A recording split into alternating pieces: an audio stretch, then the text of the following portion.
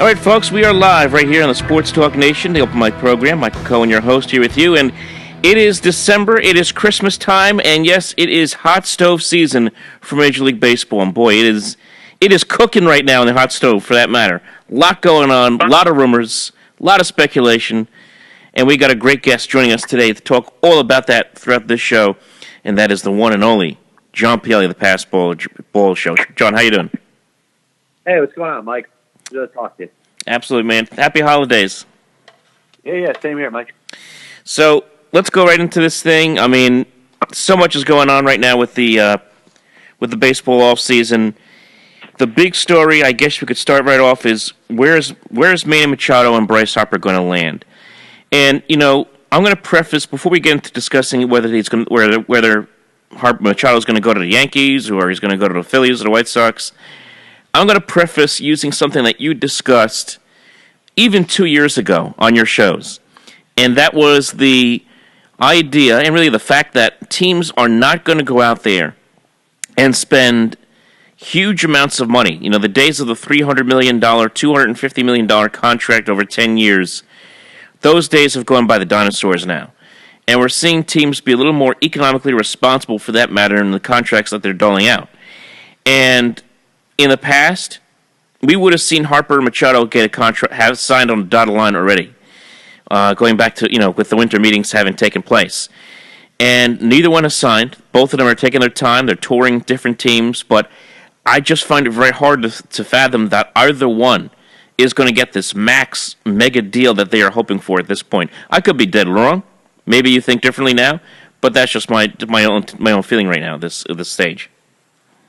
Well, I mean, just going back to looking at this from a couple years ago when you knew this day was coming, where Machado and Harper, these specific players, were going to hit free agency, we thought that if there was going to be an exception to the rule, it would be this year with these guys. You're talking about players entering free agency at age 25, 26, right about to enter the prime of their careers. So if there was a chance that a player or two could possibly get that type of deal ever again, it would be these two guys. So I think what we're going to find out, if either one of them can get that, unbelievable 10-year, $300 million contract offer, it will show that at least there's extenuating circumstances where it could happen. Obviously, you looked at the likes of the very good players in baseball being extended past their, what you would say, their age 25, 26, 27 seasons and not hitting free agency until age 31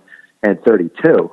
And, you what you're saying is 100% right when it applies to players like that. The days of Robinson Cano getting a 10-year contract when he is entering his age 31 season, or Albert Pujols, having a contract until he's 41, 42 years old. I don't think that is going to happen anymore. But what makes this offseason intriguing is because you have two very good young players that both started their careers as full-time major leaguers at age 19 going on to 20 and played their 6 years out, waited until they're eligible to become free agents, and now have that opportunity. But it's also created a perfect storm because you've seen a revolution in a lot of teams starting to look at the luxury tax as an actual salary cap. And I've touched on this a number of times on my show. Anybody that wants to say that baseball doesn't have a salary cap really isn't paying attention right now, because only 2 teams out of the 30 teams spent above $189 million according to their payroll from the calendar year of I guess whatever the year would be from 2017 to 2018, and got taxed for it. So obviously each team is treating the luxury tax as if it is in fact the salary cap. So it's interesting that teams like the Dodgers and the Yankees have gotten themselves under it with the expectation that they could be able to potentially splurge for players like a Machado or a Harper. So I do think over the next, let's say, couple weeks to the month, I think it's going to make it very interesting to see, like you said, what type of contracts these two particular players end up signing. Keep in mind, and you mentioned the salary cap, the changes in the salary cap, it's just going to keep getting higher. I mean, it's up to $206 million this year, $208 next year, and then in 2021, $210 million. So you can do the math from there and pretty much figure that these two guys are going to see certainly increases in salary per year as the salary cap increases as well. But it's really all about fit. To me, and this is just from the Yankees standpoint, I look at their baseball team, I look at their roster, and I just don't know. Yes, I understand that Didi Gregorius is out, and we don't know when he's going to come back. He may come back in June. He may never come back. We don't know. But I look at the makeup of their team. Assuming he does come back, I don't know where Manny Machado really helps them from that standpoint. They have right-handed power. They have Judge. They have Stanton when he doesn't have his head up as you-know-what with Gary Sanchez. They have that. They have a nice young third baseman in Andujar who could also play shortstop if they wanted to. They have Torres right there, Gleyber Torres, in there as well. You have a lot of young pieces. Do you really need a Manny Machado to get you where you want to go, and that's to win the World Series? I don't know if you really do. So to me, it's more about adding Manny Machado. It's more about gluttony than anything else at this point for the Yankees. If I were them, and this is just me, if I'm Brian Cashman, I go out there and just focus on the starting pitching. Going out there and bringing back an aging J.A. Happ and an aging CeCe Sabathia to anchor the bottom of your rotation, to me, is just not enough in my book. Yeah, I tell you, there's so many different things you could look at here. Obviously, there's a lot of people, and people that have legitimate jobs on the New York sports beat, and people that are talk show hosts, whether it's on TV or radio, unfortunately get caught up in their fandom just as much as fans do. Mm-hmm. And you hear the statement all the time, well, the Yankees could get them just because they're the Yankees. Well, if you've followed what's happened over the last 10 years or so with Hal and Hank Steinbrenner running the Yankees, and obviously it's pretty much Hal's show, they're taking a little bit of a different tone. They seem to be more financially responsible, but not wanting to do it at the point where it's going to keep them from being competitive every year or keeping them from having an opportunity to win a World Series every year. But it seems like the days of George Steinbrenner where he would say, hey, just bring in this big guy on top of this big guy on top of this big player. I don't know if it's necessarily the New York Yankees way of thinking anymore. And I do think there's a lot of people that experienced the George Steinbrenner years, whether they're fans, whether they're people that are in the spotlight as far as having their voices heard every day, that may have just been used to that and think that it's naturally going to be the way it's going to go forward. Now, let's be serious. They lucked out by getting Giancarlo Stanton. That was not a traditional Yankee, let's just go get the big guy with the big contract. Right. This was a player that essentially fell into their lap. The Miami Marlins made the decision that absolutely 100% they were going to trade this guy, and they tried to trade him to two places, to San Francisco and to St. Louis. And Giancarlo Stanton had the power to say that I'm not going to accept the trade to a place that I don't want to go. And that pretty much just left the Yankees there. So he pretty much fell in their lap. And I think a lot of people were deceived by that and just think that whenever it comes down to it, if there's a big player, if there's a top player in all of baseball, the Yankees are just going to get him because they're the Yankees. Yeah. And really, when I take a look at these two guys, neither one, whether it be Harper or Machado, has the great personality. We heard about Machado with the dirty slides during the postseason, the lack of hustle he showed during the postseason, admitting to it during the playoffs, and even Harper for the same kind of thing. I mean, he's not someone who's going to bust out of the box either, and we all know he's had his issues in the clubhouse and in the dugout with fights with other teammates, what have you. So both of these guys have had their fair share of issues. So you're bringing in that into the clubhouse too. This is more about what's the best fit, or what's the most convenient fit for the Yankees.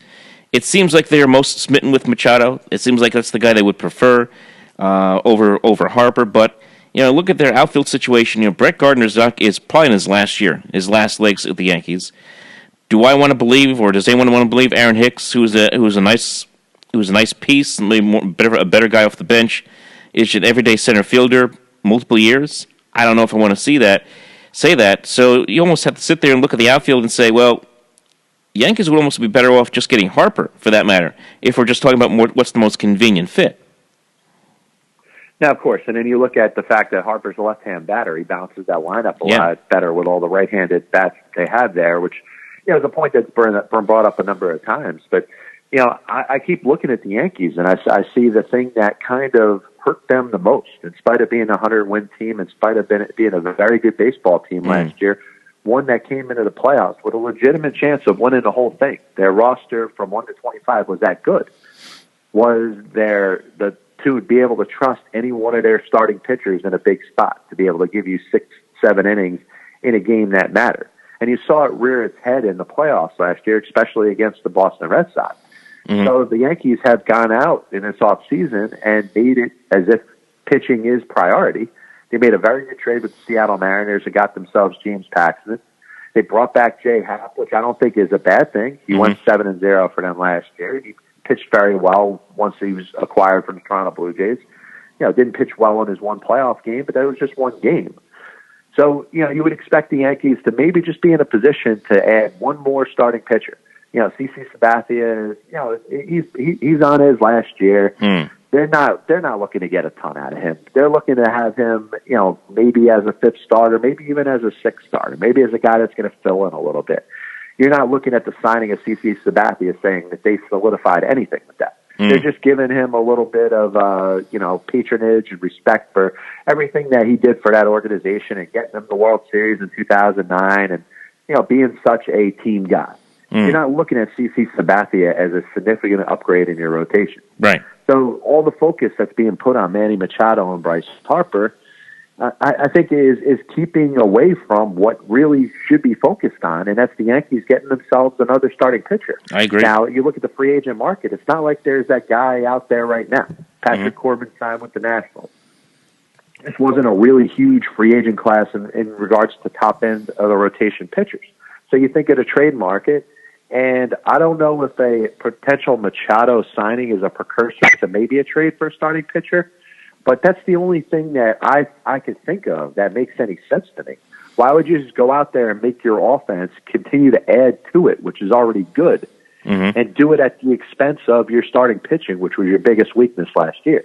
Absolutely. And, the Yankees could even use some help in the bullpen. They got Andrew Miller out there. David Robertson's out there. Those are 2 guys they're familiar with. I mean, either one would be a good move to bring them in to help that bullpen out. I mean, just to add a little more depth. But, yeah, I mean, you have to focus on the starting pitching.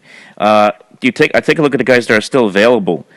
Guys like a Dallas Keuchel who is out there. Even though he's 33 years old, going on 34, Gio Gonzalez, who's always been a steady, reliable presence with the Nationals over the last couple of years before going to Milwaukee at the end of the year. I mean, there are a couple of guys out there that they could bring in at a probably reasonable cost that could help this and just lengthen this rotation out. I think that's really what they have to do. If you go out there and get a Dallas Keuchel or even swing a deal, as has been rumored with the Indians, I don't think it's going to happen, for a Corey Kluber, that's the kind of move, if you're the Yankees, you really should be focusing on, in my mind. Yeah, and I think if you look at a team, either one of those pitchers, or even another name, let's say you make a trade for another team's ace or something like that, I think it puts you in the best balanced position to win. And I don't think the Yankees, as they're constructed right now, I don't think they're going to have any problem scoring runs. So I don't think what is the difference from an offensive standpoint of having Manny Machado or not having Manny Machado, or having Bryce Harper or not having Bryce Harper. I mean, what you're paying for, I don't think is going to make that much of a difference. It's essentially going to be taking maybe somebody else's job that was putting up similar production. In a Machado's case, maybe forcing you to have to trade Miguel Andujar. And, I mean, at the very least, you'll be in the same position that you were last year. But now you're paying a player, $30 million a year. Yeah, absolutely. I mean, it's just it would be so Yankee-like for them to go out there and add one of these guys.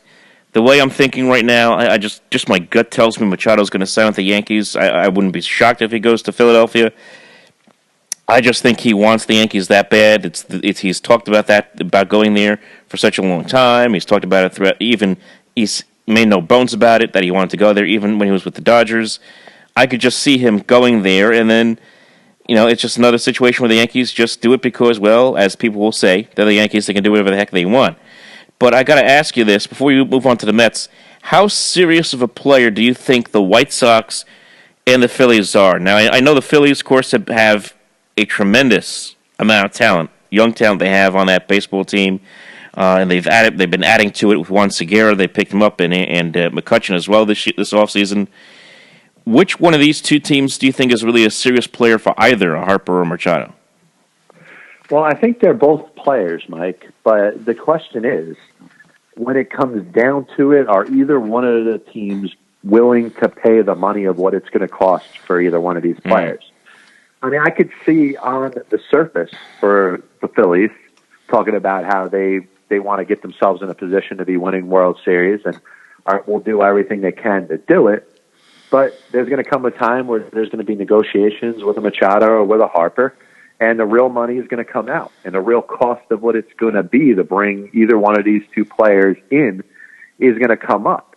Now, I trust the Phillies when the owner goes out there and says, hey, we're willing to spend stupid money this year, that maybe they will come through on it. That makes me a little less confident in a team like the White Sox, and it's no disrespect meant towards them. But I'm sure they would love to have a Harper or a Machado. I'm sure they're going to negotiate with each. But I can't see their owner, Jerry Reinsdorf, signing off on what will probably be the richest contract in baseball history for a team that has done nothing in the past 8 years. And to know with that signing, it's not a guarantee that this team is going to be significantly better in 2019. Yeah, I mean it's more like if the Mets decided to sign Machado to a major contract as compared to the Texas Rangers with A-Rod. I mean, that's basically the sense I'm getting here with the White Sox. It just doesn't seem like something they're going to do, and they just don't have a team that right now, even in the major league level, that's ready to compete. I mean, they've made no moves even this offseason, unless you want to get excited about James McCann, which I'm not going to. Which I don't think White Sox fans are getting excited about that. I don't think they're lining up at Comiskey Park for season tickets for that.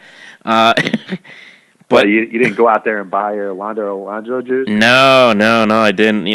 But you know what it is? It's if they go out there and they get Harper, it's all about sticking it to the Cubs. Because remember last year and the last couple of years, it was all about it's going to be Harper and Bryant. It's going to be Harper and Bryant with the Cubs. Their two best friends are going to be together with the Cubbies. That's all it's going to be about if the White Sox pull this off. Well, the White Sox have had the same issue that the Mets have had for years, and we know that because we're both Mets fans.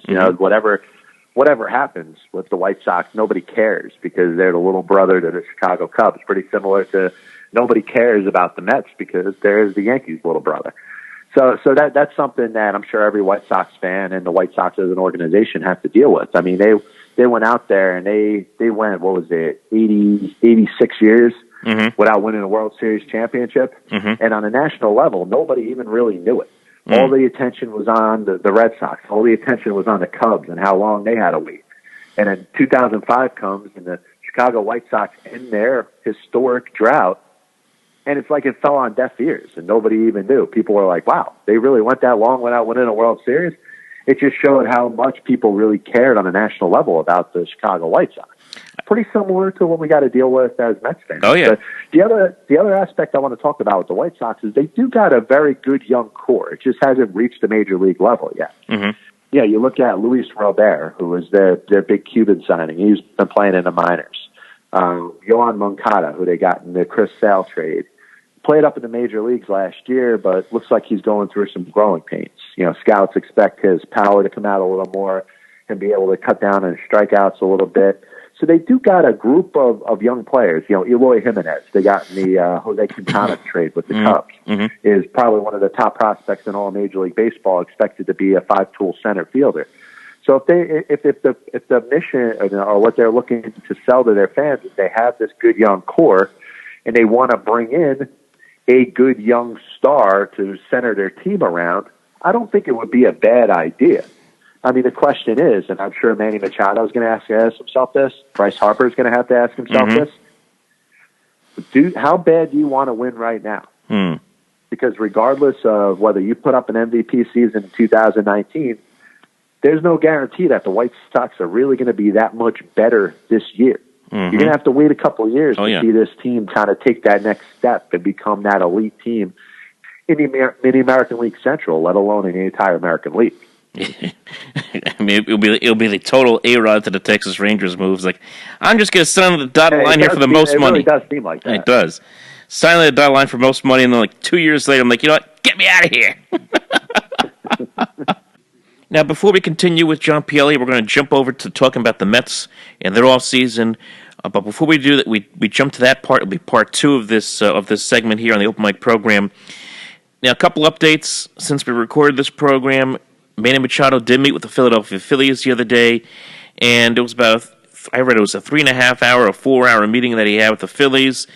And what we heard then shortly after that was that of all the teams that he has visited, the Phillies, the White Sox, the Yankees, he would prefer the Yankees if the deals are close. The question is going to be, what are the Phillies asking?